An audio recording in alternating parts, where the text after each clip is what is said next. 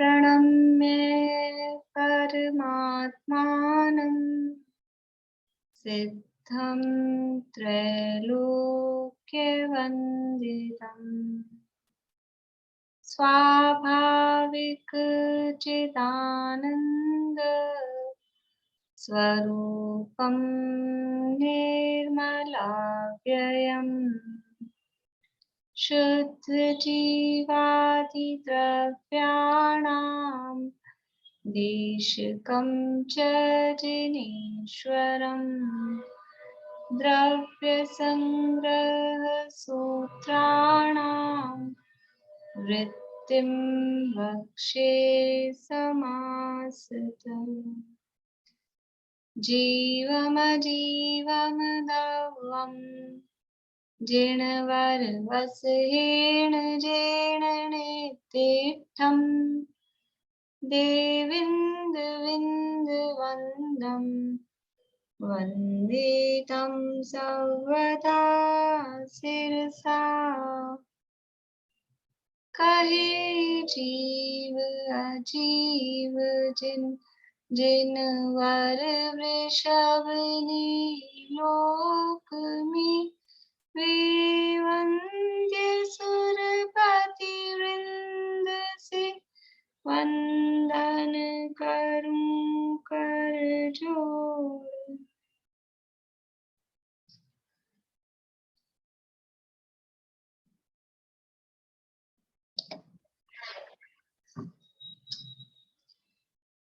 बृहद्रव्य संग्रह नामक ये अपना ग्रंथ चल रहा है और इसके रचयिता श्री नेमीचंद सिद्धांती देव और टीकाकार ब्रह्मदेव सूरी है। इसके 3 अधिकार हैं, उसमें से तीसरे अधिकार की चर्चा अपनी चल रही है, मोक्ष मार्ग अधिकार।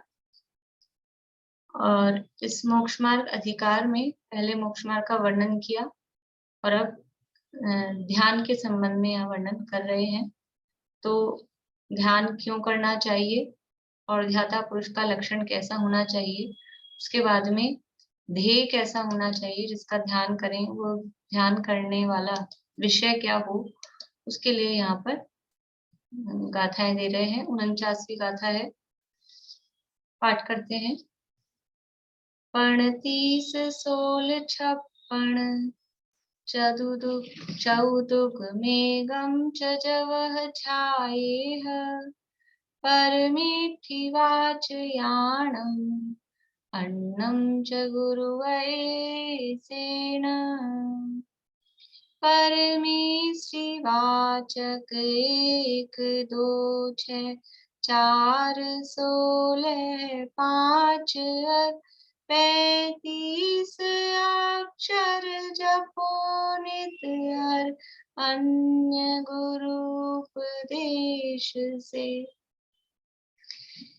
जो परमेष्टियों के वाचक हैं, परमेष्टियों को बताने वाले हैं, ऐसे यहाँ पर ये अक्षर बताए हैं और उन अक्षरों का जाप करो, ध्यान करो और अन्य भी जो हों गुरु के उपदेश से उनका ध्यान करना चाहिए। यानी पदस्थ ध्यान, सबसे पहले पदस्थ ध्यान में किसका ध्यान करना चाहिए वो यहाँ पर बता रहे हैं। तो परमेष्टियों के वाचक 35 16 6 5 4 2 और 1 अक्षर रूप मंत्र पदों का जाप करो। ये सारी चर्चा हो गई थी। इसमें से अपने को देखना था कि सर्व पद वाले कौन से हैं, आदि पद वाले कौन से हैं, नाम पद वाले कौन से हैं। तो ये जो 35 अक्षर का मंत्र है वो सर्व पद है, उसमें समस्त पंच परमेष्टियों की बात आई है। फिर कुछ आदि पद वाले हैं, शुरू के अक्षर को लेके उसका मंत्र बनाया गया है।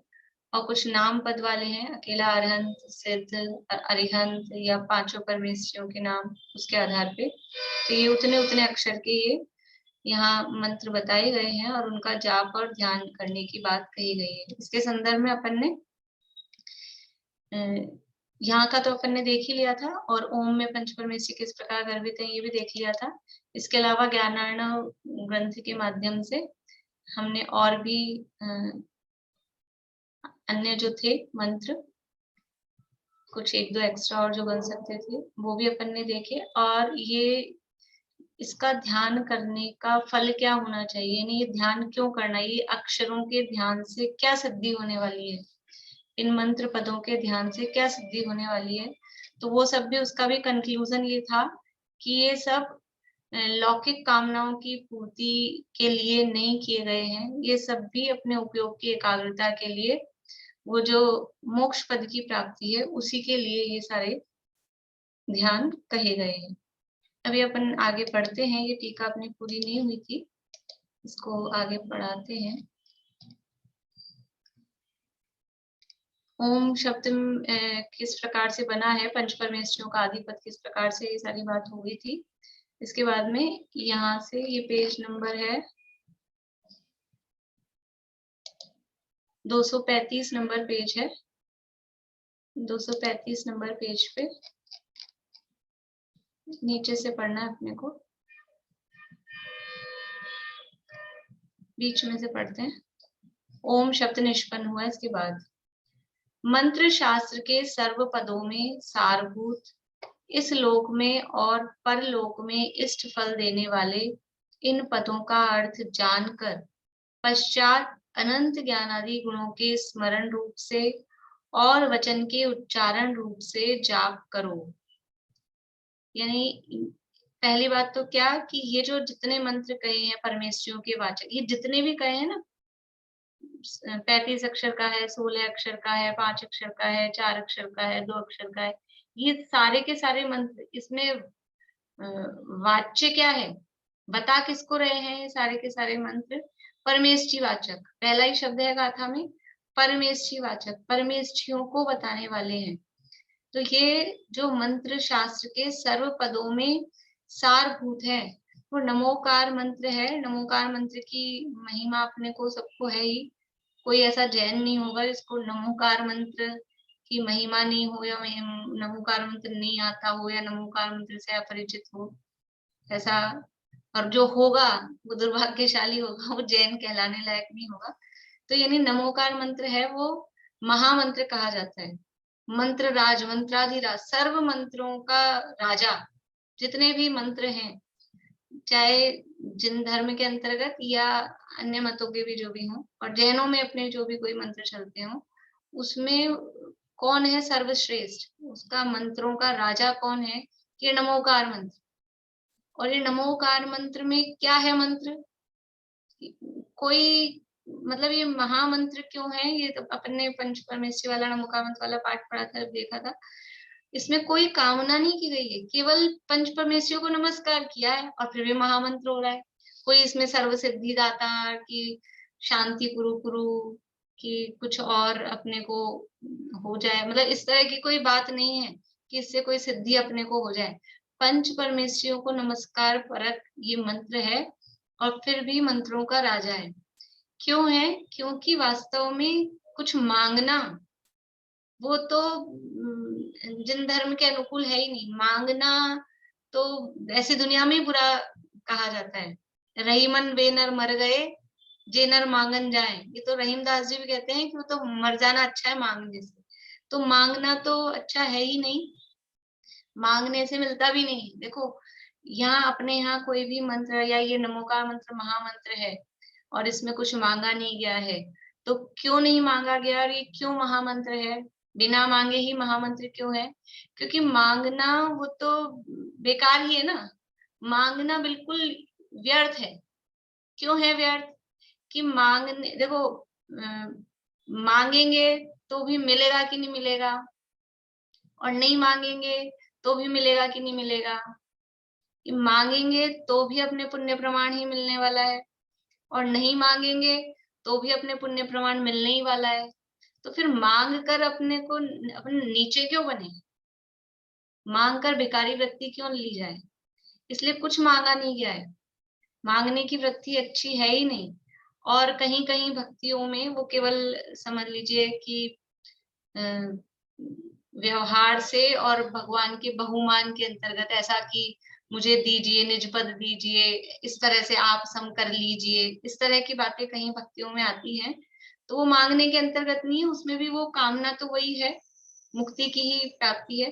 बाकी अगर ये कोई है कि पुत्र बढ़े, कि मित्र बढ़े, कि धन संपत्ति बढ़े, तो वो जैन मत सम्मत नहीं है। वो बढ़ जाती है अपने आप, वो बात अलग है, लेकिन ये बड़े इस कामना से कोई मंत्र का जाप किया जाए तो वो उचित नहीं है। तो ये जितने भी बताए ना 35, 16, 4, 2, 1, जितने भी अक्षर के मंत्र हैं, ये सब परमेष्टियों के वाचक है, यानी नमोकार मंत्र के ही रूपांतर हैं। जितने भी ये मंत्र अलग अलग अक्षरों वाले बताए गए हैं, ये नमोकार मंत्र का ही कोई शॉर्ट रूप है, शॉर्ट ही रूप है, फुल तो है ही पूरा नमोकार मंत्र, उसी के वाचक है। पंच परमेश्वरियों को नमस्कार परक मंत्र वही महामंत्र है। उससे क्या होगा, अपन ने उस दिन भी बात की थी कि सिद्ध बनना वो हमारा ध्येय है, और सिद्धों का ध्यान करना या अरहंत के समान अपनी आत्मा का ध्यान करना, उससे ही दर्शन मोह का नाश होता है, उससे ही मुक्ति की प्राप्ति होती है। और उनके ही मार्ग पर चलने वाले और उस मार्ग को बताने वाले वो आचार्य उपाध्याय साधु ये मुनिराज होते हैं। इसलिए इनका ध्यान करना, इनके नाम का जाप करना, तो क्या होगा कि उनका स्वरूप ख्याल में आएगा, और उनका स्वरूप ख्याल में आकर उस समान मेरा स्वरूप भी ऐसा ही है, ऐसा ख्याल में आकर अपने स्वरूप की प्राप्ति होती है। इसलिए यहाँ कहा कि इसका जाप करो, ध्यान करो। ये कैसे है, सर्व पदों में सारभूत है, इसके अलावा और कोई दूसरा मंत्र नहीं है। सर्वोत्कृष्ट ये मंत्र है, मंत्र शास्त्र के सर्व पदों में सारभूत है, इस लोक में और परलोक में इष्ट फल देने वाले। इस लोक में और परलोक में इष्ट फल मिलता है अपने आप। जो ये पंच परमेश्वरियों के वाचक मंत्रों का ध्यान करता है, पंच परमेश्वरियों के स्वरूप का ध्यान करता है, पंच परमेश्वरियों को अपने हृदय में विराजित करता है, जिसके हृदय में पंच परमेश्वरी का बहुमान है, उसके अपने आप ही इस लोक में भी अनुकूलता होती है, इस भाव में भी अनुकूलता होती है, और अगला भाव में भी अनुकूलता होती है। ये लौकिक के हिसाब से, लेकिन वो सहज मिलता है। इसके लिए कोई करता है तो मिलेगा ऐसा नहीं है, ये अपने आप ही होता है। इस लोक में और परलोक में इष्ट फल देने वाले इन पदों का अर्थ जानकर, पश्चात इन पदों का अर्थ जानकर, इनका अर्थ जाने कि इसका मतलब क्या है। ये यहाँ कह दिया अरहंत सिद्ध, ये बोलो अरहंता, ये 4 अक्षर का बोलो, इसका जाप करो, लेकिन मतलब क्या, अरहंत का मतलब क्या। जैसे अभी वीरशासन जयंती निकल गई, उस दिन अपन चर्चा नहीं कर पाए, आप लोगों ने सुने होंगे, और दूसरे दूसरे प्रवचन और कहानी भी पता ही है सबको। तो गौतम, जो इंद्रभूति गौतम थे, उनको वो कैसे लेकर आया समर्षण में सौधर्मेंद्र, कि एक श्लोक सुनाया। क्या श्लोक सुनाया कि अन्य जगहों से जो अपने तत्वार सूत्र कहीं छपा होता है ना पाठ वाठ की पुस्तकों में, उसमें वो श्लोक दिया हुआ है, त्रैकाल्यम द्रव्य षटकम नवपद सहितम जीव षटकाय लेष्या पंचान्य चास्तिकाया, इस तरह से वो श्लोक है। तो उसमें क्या है, वो संस्कृत का बहुत बड़ा पंडित था, तो उससे पूछा जाके ये श्लोक का अर्थ बता दो, तो श्लोक का अर्थ बताने में कोई दिक्कत नहीं थी। त्रैकाल्यम, काल 3 होते हैं, द्रव्य षटकम, द्रव्य 6 होते हैं, नवपद सहितम, 9 पदार्थ होते हैं, अर्थ में तो दिक्कत नहीं है।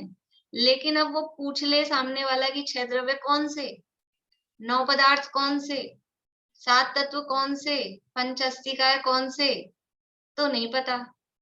ऐसे ही नमो अरहंताणम, किसी भी कोई प्राकृत का विद्वान हो, अन्य मत का हो, संस्कृत का विद्वान हो, उससे जाके अर्थ कराओ, नमो अरहंताणम नमो सिद्धाणम, तो अर्थ तो कर देगा।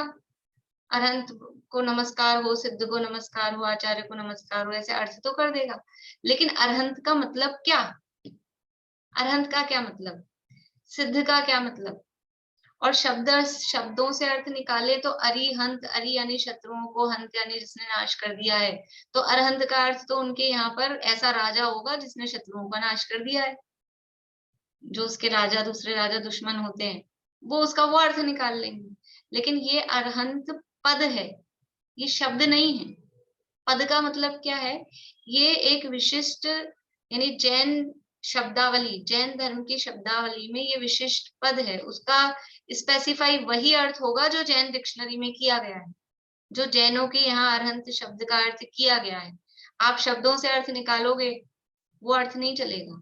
इसको बोलते हैं पद, मतलब टर्म, ये टर्म है। हम संस्कृत व्याकरण से खाली शब्द से अर्थ निकालेंगे वो अर्थ नहीं चलेगा। तो अरहंत का अर्थ क्या?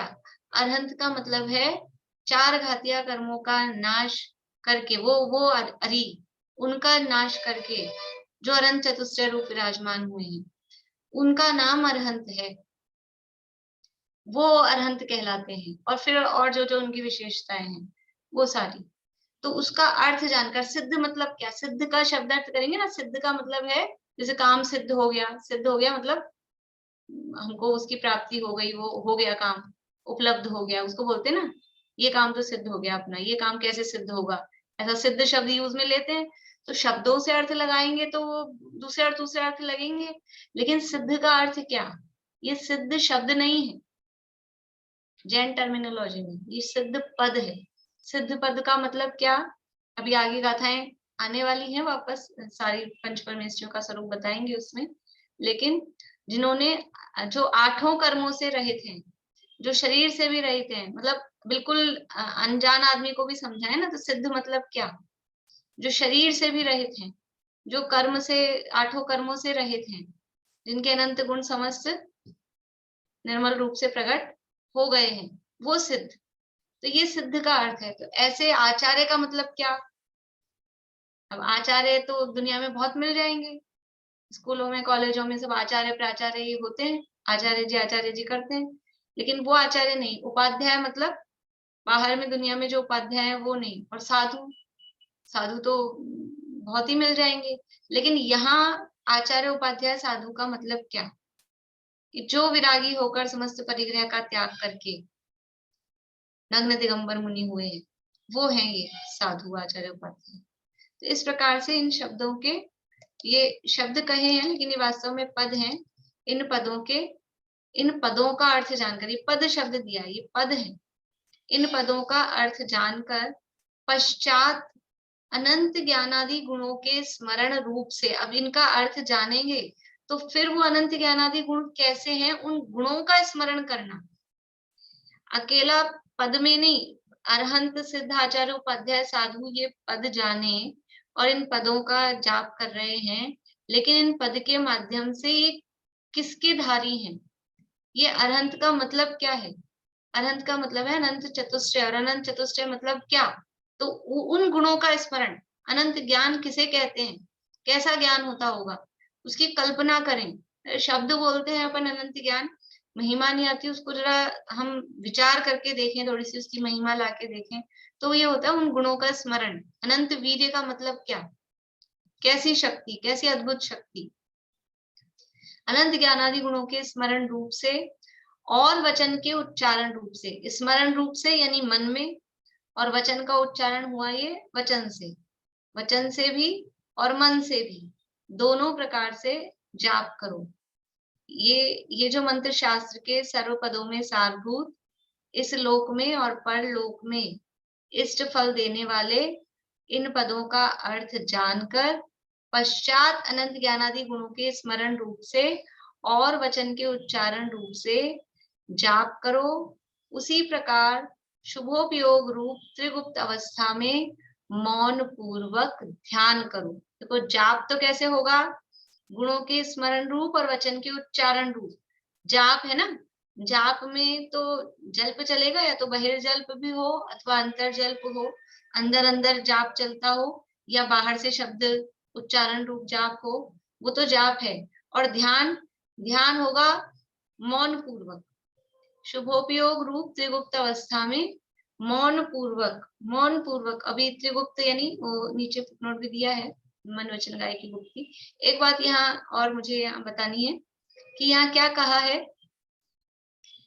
अपने को लगता है जाप कर लें, जाप कर लें, कोई अपने को सिखा देता है, किसी के पास जाते हैं तो कोई कह देता है बहुत कष्ट है, बहुत दुखी है, ये एक नमोकार मंत्र की माला रोज फेरा करो। ऐसा सुना होगा, आप लोगों ने बताया भी होगा, लोग बता देते हैं एक माला रोज जाप दिया करो। किसका? नमोकार मंत्र का। लेकिन जाप कैसे देना, जाप कैसे देना वो यहाँ बताया। जाप देने का मतलब मुंह से शब्द उच्चारण करना नहीं है। इन पदों का अर्थ जानकर पश्चात, पहले तो अर्थ जाना, पहली बात जाप देने से पहले वो जो मंत्र आपको दिया गया है उस मंत्र में जो पद हैं उनका अर्थ जाने एक बार, उसके बाद में वो जो पद हैं उन वो पद जिन गुणों के धारी हैं उन पदों में जिन गुणों को बताया गया है उन अनंत ज्ञानादि गुणों का स्मरण, उनका स्मरण करते हुए फिर वचन के उच्चारण रूप से जाप करें। अपन क्या करते हैं, अपन क्या करते हैं, खाली तीसरा काम करते हैं, वचन के उच्चारण रूप, ना अर्थ जानते हैं ना कोई गुणों का स्मरण होता है, और फिर चाहते हैं क्या, इस लोक और परलोक में इष्ट फल मिल जाए।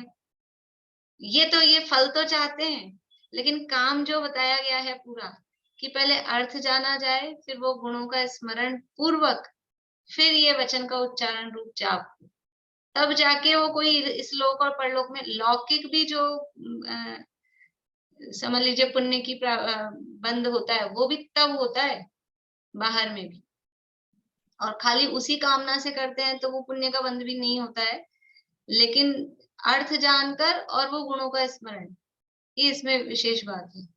और ध्यान कैसा करना है कि शुभोपयोग रूप त्रिगुप्त अवस्था में मौन पूर्वक, यानी ध्यान है वो वचन के उच्चारण रूप नहीं होगा, ध्यान में जाप नहीं होगा, अंतर्जल्प भी नहीं होगा, बहिर्जल्प भी नहीं होगा, मौन पूर्वक। और त्रिगुप्त मतलब मनोगुप्ती, वचन गुप्ती और काय गुप्ती, त्रिगुप्त यानी काय से स्थिर होकर, वचनों से स्थिर होकर, यानी वचन जल पर ये जो जाप है उसको रोककर, और मन की भी स्थिरता पूर्वक, मन इधर उधर कहीं भटक रहा हो ऐसा नहीं, ये त्रिगुप्ती, ये अभी बाहरी त्रिगुप्ती की बात है। शुभोपयोग रूप कहा है क्योंकि अपन ने एक वो पढ़ा था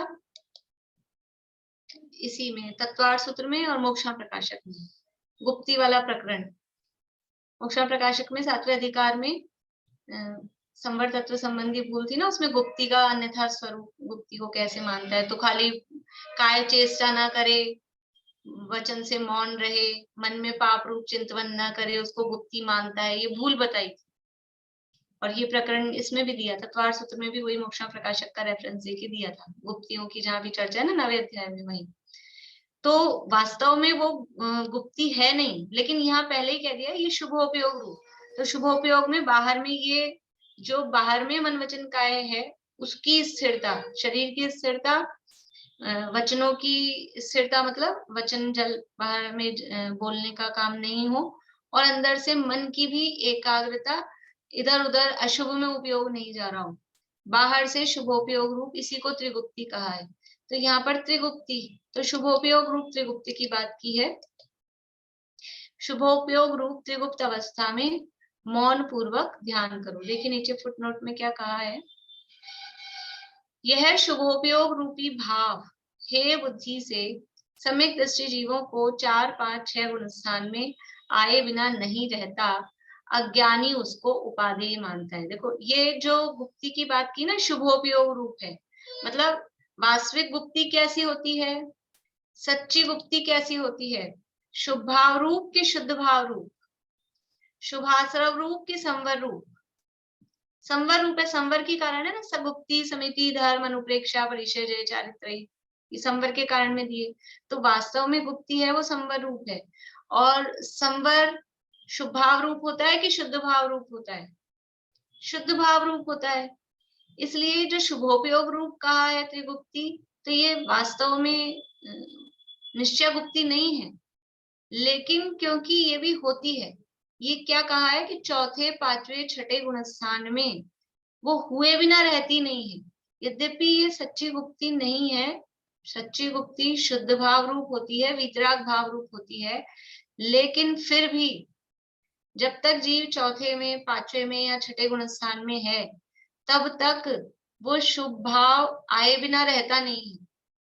चाहता है वो शुभ भाव को, ऐसा नहीं है, शुभ भाव को अच्छा मानता है ऐसा भी नहीं है, लेकिन करे क्या, हर समय शुद्धोपयोग में रहा नहीं जाता, हर समय शुद्ध भाव नहीं होता है, तो वो फिर क्या होता है कि शुभ भाव आता है, तो बाहर में वो व्यवहार जो गुप्ती है मन वचन काय की स्थिरता रूप, उस व्यवहार गुप्ती के पूर्वक, उस गुप्ती की सहायता से, और फिर ये जो मंत्र बताए हैं, ये जो पद बताए हैं, इन पदों का ध्यान करता है, तो शुभोपयोग रूप है।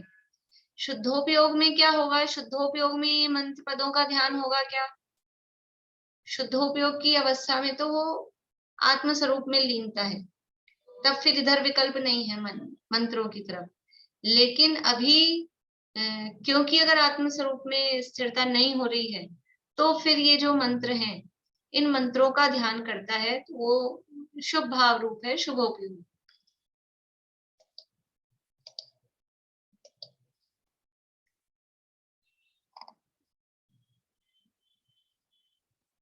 उसी प्रकार शुभोपयोग रूप त्रिगुप्त अवस्था में मौन पूर्वक ध्यान करो। तथा वे पद कैसे हैं? मतलब हम जाप देने की मनाही नहीं है, ध्यान करने की मनाही नहीं है, लेकिन जाप और ध्यान किस तरह से करना, मतलब ये काम हम कर रहे हैं, उस काम को थोड़ा सा हम ठीक कर लें। काम तो हम कर रहे हैं, लेकिन उसको हम उसमें थोड़ा सा अपना लक्ष्य बदल लें और ये अर्थ समझकर और गुणों के स्मरण पूर्वक से करें, तो वही इस लोक और परलोक में इस फल देने वाले होते हैं। तथा वे पद कैसे हैं? परमेष्ठी वाचयाणम, कैसे हैं वो पद? ये परमेष्ठी के वाचक हैं। तो अब ये बता रहे हैं अरिहंत पद वाचक है, ये अरिहंत है, अरिहंत पद का वाचक है। जैसे 4 अक्षर का दिया था ना अरिहंत, तो ये अरिहंत पद है, इस पद का वाचक, वाचक मतलब इसको बताने वाला है। और अनंत ज्ञानादि गुणों से युक्त श्री अरहंत इस पद का वाच्य अर्थात अभिधेय कहने योग्य है। ये जो पद है, ये पद वो अरहंत सिद्ध, यहाँ अरहंत का एक के लिए कहा है, अरहंत सिद्ध या आचार्य उपाध्याय साधु, इन पदों को वाचक यानी उनको कहने वाले हैं। और फिर पदों को तो कह रहे हैं, लेकिन वो पद कैसा है, वाच्य कैसा है? वाच्य मतलब जिसको कहा जा रहा है। तो अरहंत मतलब अनंत ज्ञानादि गुणों से युक्त। अरहंत परमेष्ठी के, अरहंत भगवान के कितने गुण हैं? अनंत भगवान के कितने गुण हैं?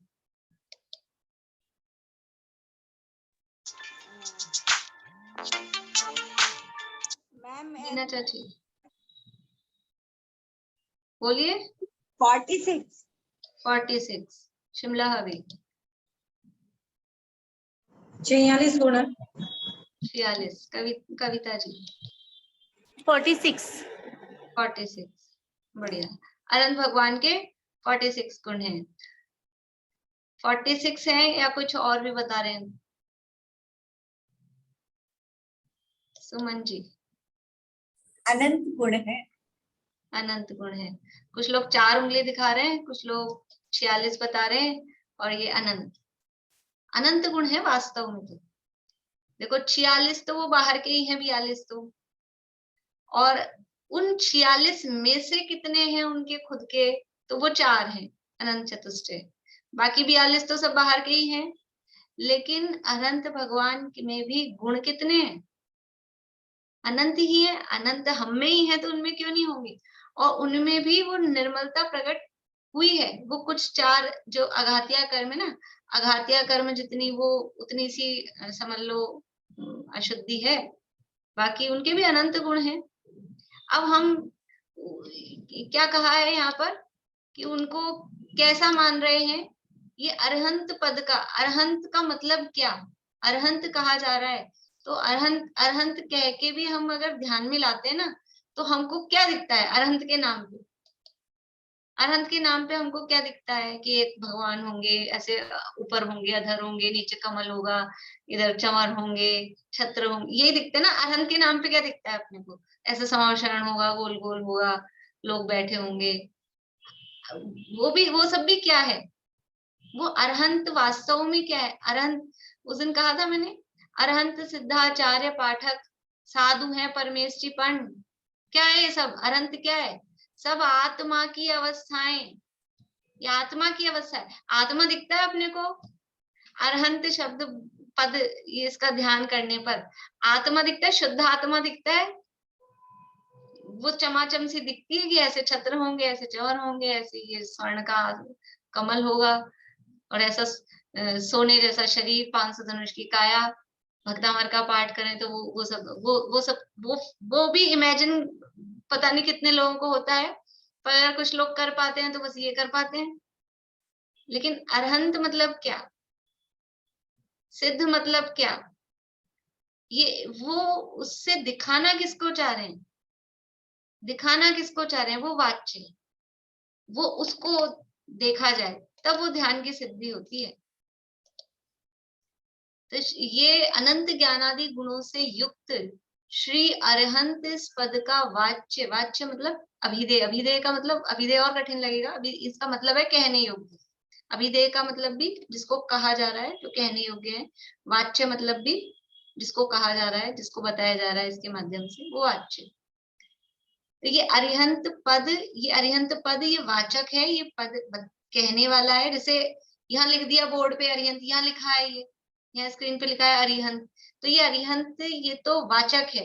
ये अरिहंत दिखा किसको रहा है, वाच्य को। जैसे गाय लिख दिया, तो गाय ये तो शब्द हुआ ना, लेकिन वो गाय कहते ही क्या ख्याल में आता है, सारी गाय की विशेषताएं अपने को ख्याल में आ जाती, शब्द अक्षर नहीं ख्याल में आता है, खाली गाय गाय ऐसा नहीं ख्याल में आता है, वो गाय दिखती है।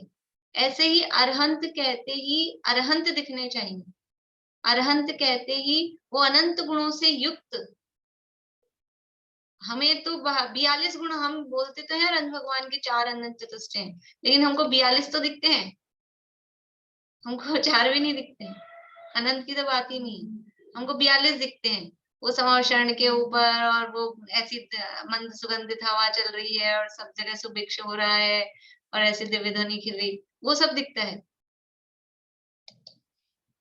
मैम जैसे ये अमूर्तिक होने से अपने को उसका ज्ञान में नहीं आ पाते ना वो गुण, मतलब जैसे गाय कहती है अपन को वो जानी हुई है, पहचानी हुई है, तो अपन तुरंत उसका वो कर लेते हैं, ऐसे गुणों का नहीं कर पाते, ख्याल में आते हुए भी अपन उसको वो नहीं कर पाते। वही तो बात है ना कि अनादिकाल से गाय से परिचित हैं लेकिन यही तो कह रहे हैं कि उनका स्वरूप जाने, वास्तव में अरहंत का मतलब क्या है, हम गहराई में जाए ना, तो वास्तव में अरहंत का मतलब क्या है उस पर विचार करें, तो उस गहराई में जाएंगे, विचार करेंगे तो निकल के आएगा अंदर।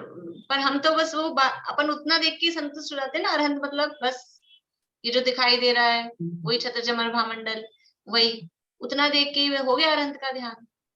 इसका नाम अनंत नहीं है, अरहंत मतलब अनंत गुणों का पिंड जो आत्म स्वरूप है उनका, वो अरहंत, आत्मा की एक अवस्था है, वो अनंत दशा है।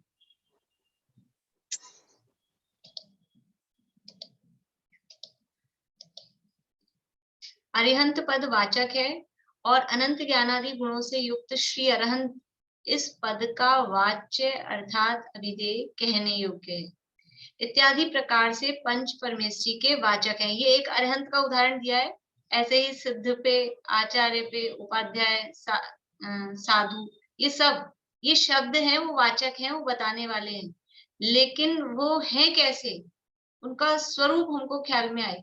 अभी आचार्य उपाध्याय साधु कहते भी अपने को बाहरी वही दिखता है ना, शरीर नग्न दिगंबर एक है, हाथ में पीछे कमंडल है, वही दिखाई देता है, लेकिन वो अंदर में मतलब उनकी 3 कषाय चौकड़ी के अभाव पूर्वक किस प्रकार की वो वितरागता होगी, वो ख्याल में ले, ये किस तरह के उनके गुण हैं, ये है असली गुण, कि वो जो वितरागता उनमें है वो विचार करें, तो वो ये उसके वाचक हैं। इत्यादि प्रकार से पंच परमेष्ठी के वाचक हैं। अन्नम च गुरु वयसेन, पूर्वोक्त पदों के अतिरिक्त अन्य का भी 12,000 श्लोक प्रमाण पंच नमस्कार महात्म्य नामक ग्रंथ में कहे अनुसार लघु सिद्ध चक्र, वृहद सिद्ध चक्र इत्यादि देव पूजन के विधान का भेदाभेद रत्नत्रय के आराधक गुरु के प्रसाद से जानकर ध्यान करना, इस प्रकार पदस्थ ध्यान का स्वरूप कहा। और क्या कह रहे हैं, ये तो हमने आपको बता दिए, 35 तक तो मैक्सिमम बताए। अब क्या कह रहे हैं कि ये ग्रंथ है पंच नमस्कार महात्म्य नामक ग्रंथ है, और कितना बड़ा वो ग्रंथ है, 12,000 श्लोक प्रमाण। एक श्लोक होता है जैसे ये अपन बोलते हैं गाथा समझ लीजिए, तो 2 लाइन की वो जो गाथा है, वो जो श्लोक होता है वो एक श्लोक है।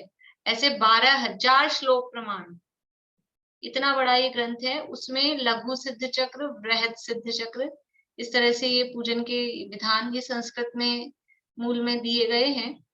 उस विधान का यानी सिद्धों का, सिद्ध चक्र का मतलब क्या है? सिद्ध चक्र का मतलब क्या है? सिद्ध चक्र किसे कहते हैं? विधान किया है? किन किन ने किया है कभी भी सिद्ध चक्र विधान? बहुत कम लोग हैं। नाम किस किस ने सुना है?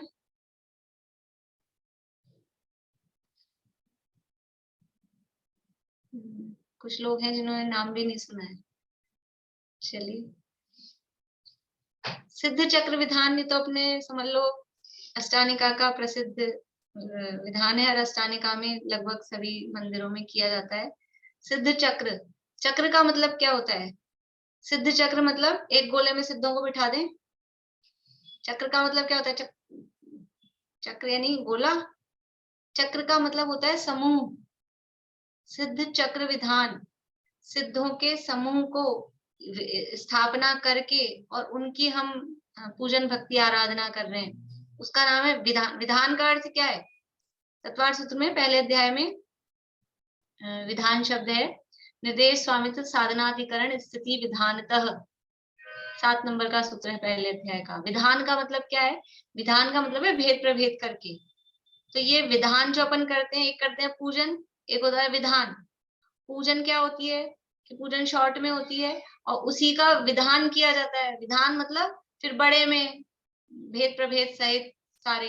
एक हम करते हैं, कुछ जो लोग करते होंगे वो करते होंगे तत्वार्थ सूत्र की पूजन या भक्तामर की पूजन। तो पूजन में क्या होता है? बस अष्टक होते हैं, फिर जयमाला होती है, खत्म।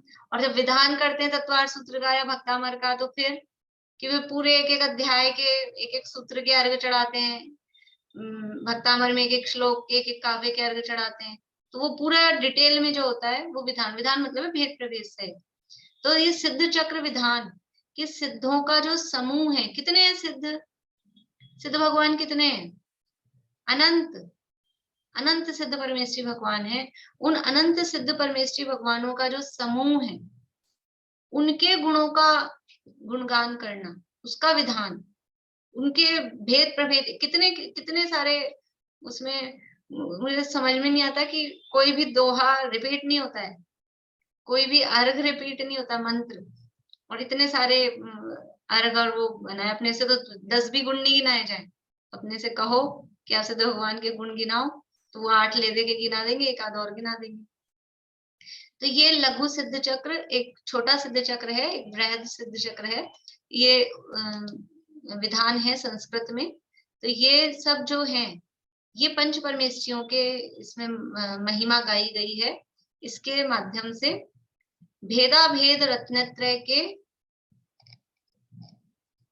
आराधक गुरु के प्रसाद से जानकर ध्यान करना। ये जो लघु सिद्ध चक्र है और बृहद सिद्ध चक्र है, इसको कैसे जाने, इस विधान को कैसे जाने कि गुरु से, कौन से गुरु से? जो भेदा भेद रत्नत्रय के आराधक हैं, जो भेदा भेद रत्नत्रय के धारक हैं। ये शब्द पहले भी आए हुए हैं अपने, भेदा भेद रत्नत्रय।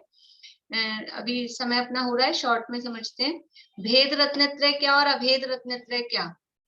भेद रत्नत्रय का मतलब है कि व्यवहार रत्नत्रय, सीधे सीधे शब्दों में। और अभेद रत्नत्रय का मतलब है निश्चय रत्नत्रय। तो जो निश्चय व्यवहार रत्नत्रय के धारक हैं, जिनके जीवन में निश्चय रत्नत्रय, निश्चय रत्नत्रय का मतलब 3 कषाय चौकड़ी के अभाव पूर्वक वीतरागता जिनके जीवन में है, भावलिंगी मुनि दशा है, वो निश्चय रत्नत्रय। और जिनके जीवन में ये 3 कषाय चौकड़ी के अभाव पूर्वक वीतरागता होती है, भावलिंगी मुनिपना होता है, निश्चय रत्नत्रय होता है, साथ में व्यवहार होता ही है। जब तक सिद्ध नहीं बनेंगे तब तक वो व्यवहार साथ में चलेगा ही। तो वो 3 कषाय चौकड़ी के अभाव पूर्वक वीतरागता है, वो तो निश्चय रत्नत्रय है। और एक कषाय का सद्भाव है, संजनन कषाय भी बाकी है। तो उसके कारण जो बाहर में प्रवृत्ति होती है, जो चर्या वगैरह जो भी क्रियाएं होती हैं, वो सब व्यवहार रत्नत्रय के अंतर्गत। तो ये भेदाभेद, अभेद रत्नत्रय और भेद रत्नत्रय। और अब समझे तो अभी जो शुरू में इसमें गाथाएं आई थी तीसरे अधिकार में मोक्ष मार्ग के अंतर्गत, तो वो भेदाभेद रत्नत्रय के जो धारक हैं, आराधक हैं, ऐसे जो गुरु हैं, उनके उपदेश से, उनके माध्यम से इसका स्वरूप समझें कि हम कैसे ध्यान करें, कैसे जाप करें। तो देखो कैसे करना है, क्या करना है वो तो ठीक है, लेकिन सबसे पहले ये निर्णय होना चाहिए कि किसका करें। तो वो अर्थ समझकर, उन पदों का अर्थ समझकर, उनके गुणों का समझकर, और फिर उसके माध्यम से अपनी आत्मा का स्वरूप समझकर। क्योंकि किसका ध्यान करना है, ये ध्येय जब तक निर्धारित नहीं होगा तब तक वो ध्यान कैसे करना है, तो बाहरी सामग्री तो सारी तैयार कर लेंगे। जैसे कोई बच्चा एग्जाम के लिए जा रहा हो तो पूछे अपन तैयारी हो गई, कि हाँ हो गई, जूते पॉलिश हो गए, कपड़े प्रेस हो गए, पेन पेंसिल और कंपास स्केल रबड़ शार्पनर सब रख लिया। ये हम ये सारी तो तैयारी करते हैं, शरीर से स्थिर होके बैठ जाते हैं, चटाई पे बैठ जाते हैं और ध्यान कर बिल्कुल हिलते नहीं है, ये वो सारी चीजें करते हैं। लेकिन करना क्या है, पढ़ाई क्या है, लिख के क्या आएंगे एग्जाम में, वो ध्येय क्या है, ध्यान किसका करना है, वो स्वरूप हमको ख्याल में नहीं होता। तो वो भेदाभेद रत्नत्रय के आराधक, मतलब जो सच्चे गुरु हैं, जो देवशास गुरु हैं, उनके माध्यम से उसका स्वरूप समझकर फिर उसकी आराधना करनी चाहिए। और थोड़ा सा ही रह गया है, एक आध लाइन, कल इसको अपन लेके फिर आगे चर्चा करेंगे। बोलिए रेणु। ये ना, ये शुभोपयोग रूपी भाव है बुद्धि से सम्यक दृष्टि जीवों को, ये यहाँ पे है बुद्धि क्यों लिखा? हे बुद्धि का मतलब है वो उसको करने योग्य नहीं मानते, वो उसको अच्छा नहीं मानते। हे बुद्धि मतलब है छोड़ने योग्य मानते हैं, लेकिन फिर भी होता है कुछ कुछ काम अपन करते हैं, अपन करने योग्य नहीं मानते, फिर भी करने पड़ते हैं। तो वो हे बुद्धि अंदर रहती है कि ये काम अच्छा तो नहीं है, लेकिन क्या करें, करना पड़ता है। ऐसा होता है कभी कभी। तो ये छठे गुण स्थान तक है बुद्धि रहेगी, छठे गुण स्थान में? छठे गुण स्थान तक ये काम चलते हैं, शुभोपयोग होता है ना, तो वो हे बुद्धि। जैसे कि समझ लीजिए आप रात्रि भोजन नहीं करते, आप आलू प्याज अभी कद नहीं खाते, लेकिन आपके घर में कोई खाता है, उदाहरण है, मतलब कॉमन किसी के लिए भी। अब हम तो रात में नहीं खिलाना चाहते हैं, हम वो जमीकंद नहीं खिलाना चाहते हैं, लेकिन परिस्थितियां ऐसी हैं कि वो मानते नहीं है, मान लो ऐसी परिस्थितियां हैं, तो हमको करना पड़ता है। तो अंदर क्या रहता है, हे बुद्धि रहती है। वो अच्छा नहीं मानते हैं और छोड़ने योग्य मानते हैं, लेकिन फिर भी करते हैं। ये उदाहरण है। वैसे ही मुनिराज, ये चौथे पांचवे छठे गुणस्थान वर्ती जो भी जीव हैं, उनके जीवन में शुभ भाव आता है, लेकिन वो शुभ भाव को करने योग्य नहीं मानते। ये शुभ भाव करना चाहिए ऐसा नहीं मानते, लेकिन करें क्या, वो होता है। क्योंकि शुभ शुद्ध में पूरे टाइम रहा नहीं जाता, तो ये शुभ ही आएगा, फिर क्या करेगा, शुभ में जाने से तो अच्छा है शुभ रहे। तो वो शुभ भाव आता है, लेकिन हे बुद्धि वर्तती है, छोड़ने योग्य, अच्छा काम नहीं है। कब ये छूटे, करना तो वही है, ऐसा अंदर में रहता है, लेकिन इसके प्रति होने, मतलब हे बुद्धि कब रहेगी, जब वो काम हो रहा होगा। वो काम हो रहा होता है, लेकिन वो करने योग्य नहीं मानते, तो उसके प्रति हे बुद्धि रहती है। ठीक है, चलिए और चर्चा फिर कल करेंगे विशेष। बोलिए। मैंने भी गाथा याद कर ली, कल से मेरी भी सुनना। ठीक, जय श्री